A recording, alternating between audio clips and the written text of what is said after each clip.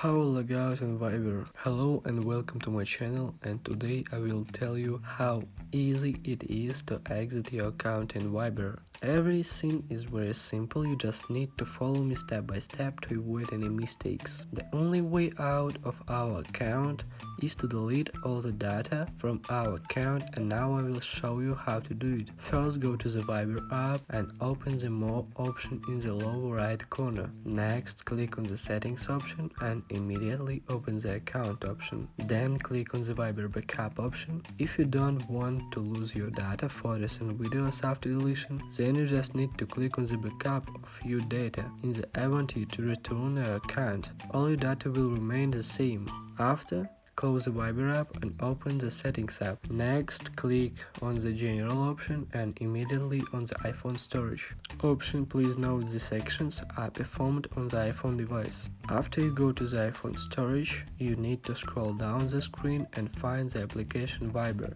by clicking on it. And then we need to click on the Offload Viber. What is for? This is done in order to free up our memory on the device, but note that all data will be saved. That's all.